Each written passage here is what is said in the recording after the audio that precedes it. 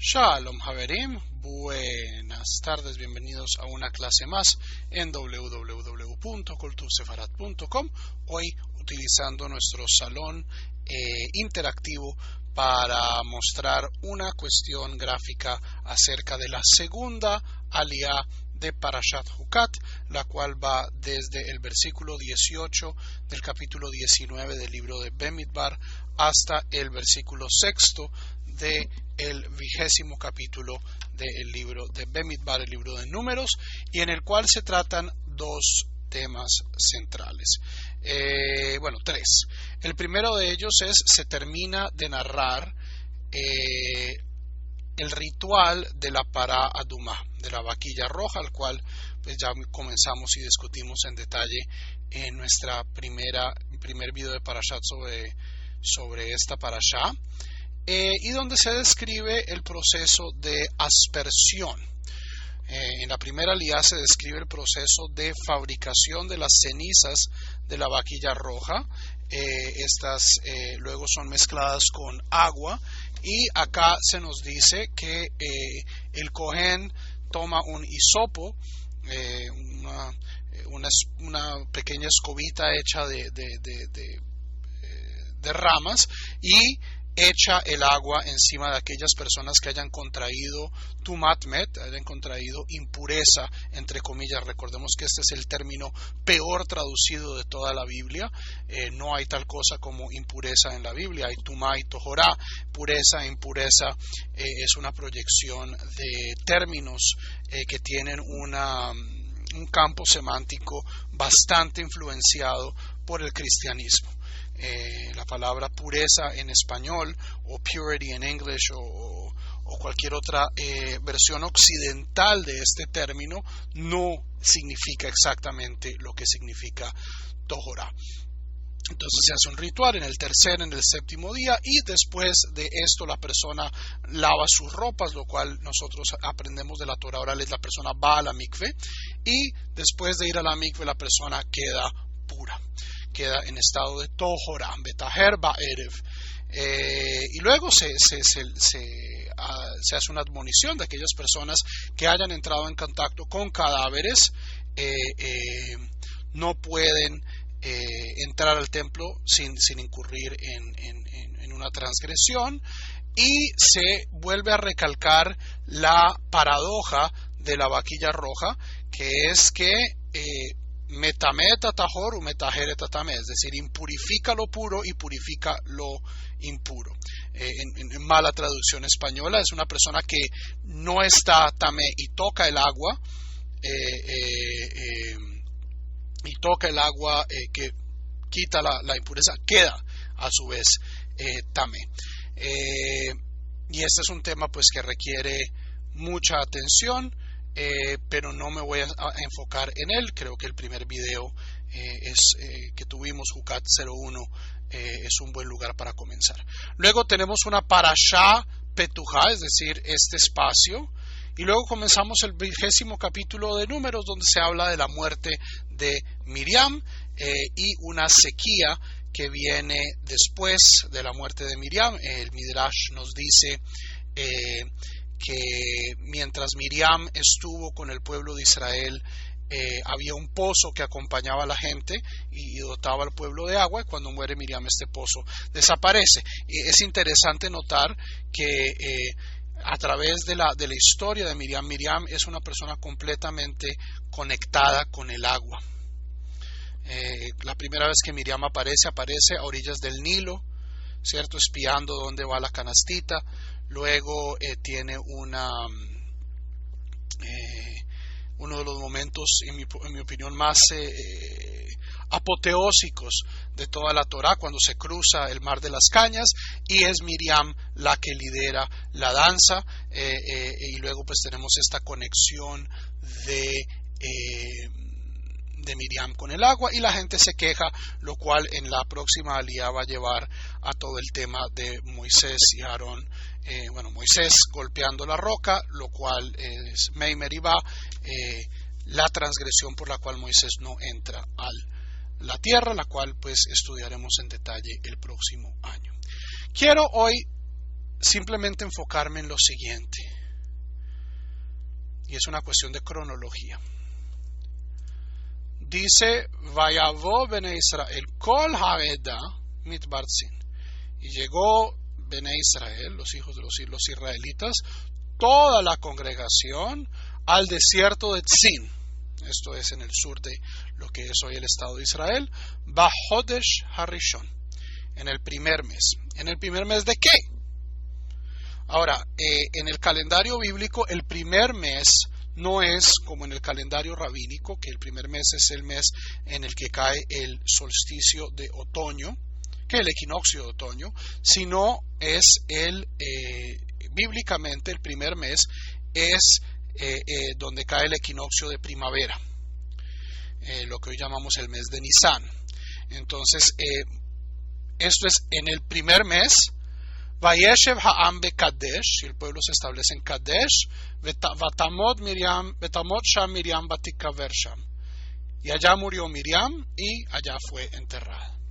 Y cuando uno mira a los exégetas, desde Rav Saadia Gaon, Ibn Ezra, el Ramban, todos insisten de manera muy lógica que este Bahodesh Harishon es el primer mes del último año de viaje en el desierto, es decir, del año 40 de viaje en el desierto. Vayavo bene Israel kol haeda mitbarzin bahodesh harishon. ¿Cómo lo sabemos? Porque un par de párrafos más abajo dice que en el quinto mes, bahodesh hamishi, muere Aarón, y nosotros sabemos que Aarón murió justo antes de entrar a la tierra de Israel, es decir, los tres hermanos Ben Amram, la familia Amrami, toda muere en el mismo año.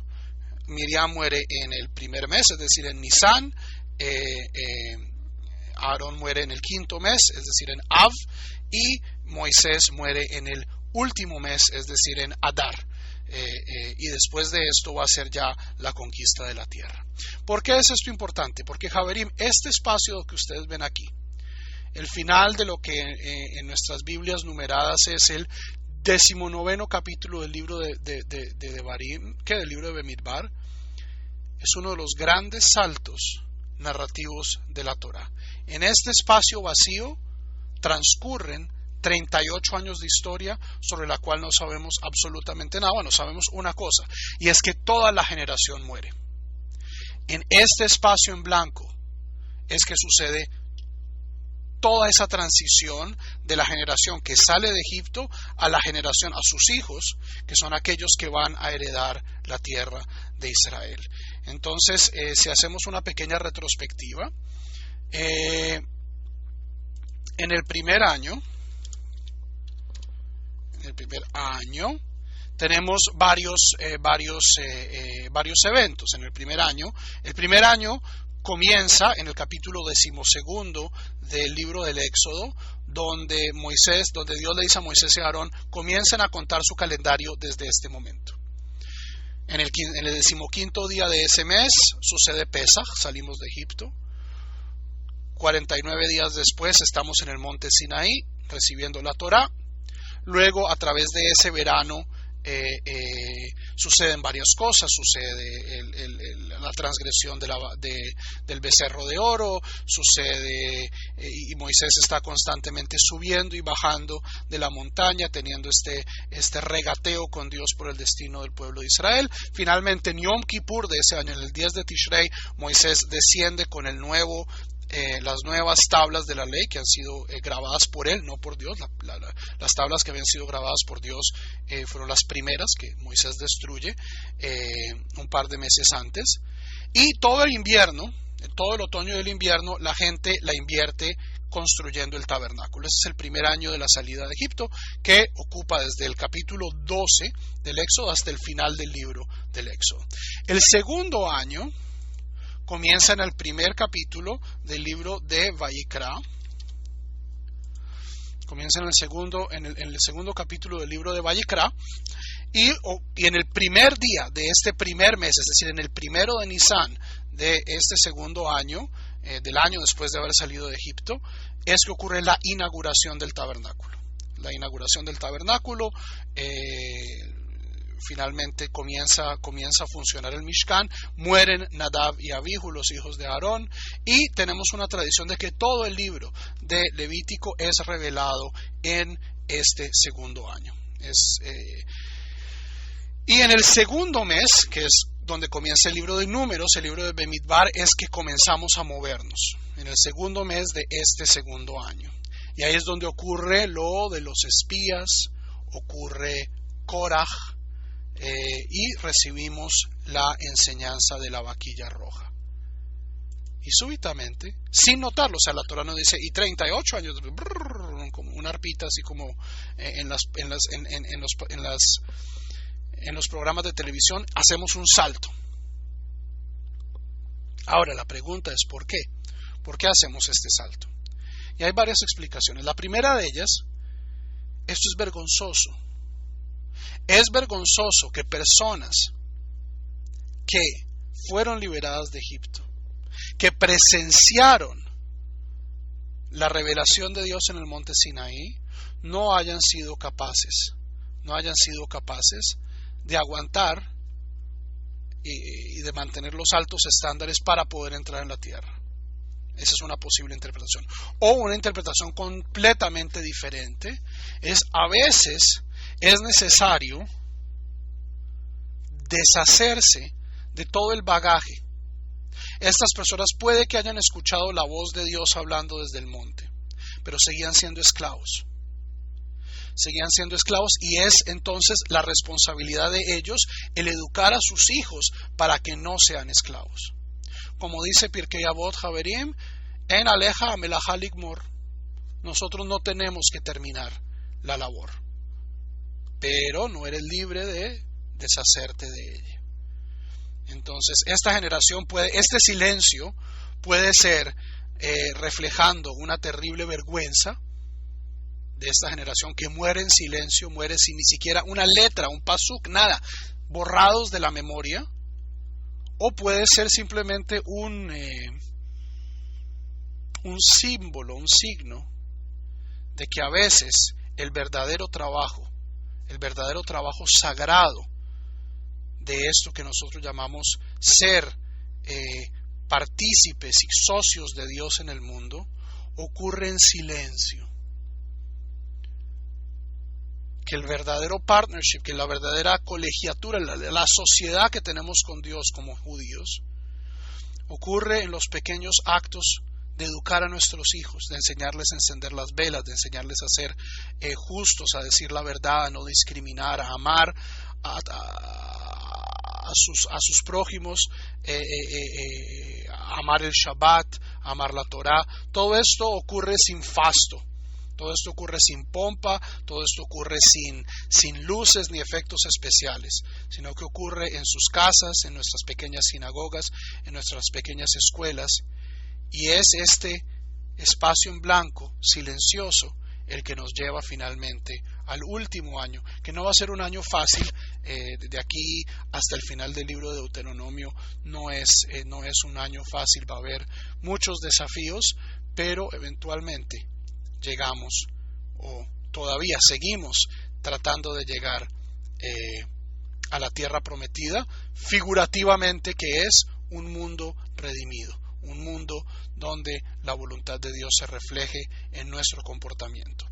Haverim, Shabbat Shalom. Para Kol Tuv Sefarad se despide el rabino Juan Mejía. Shalom.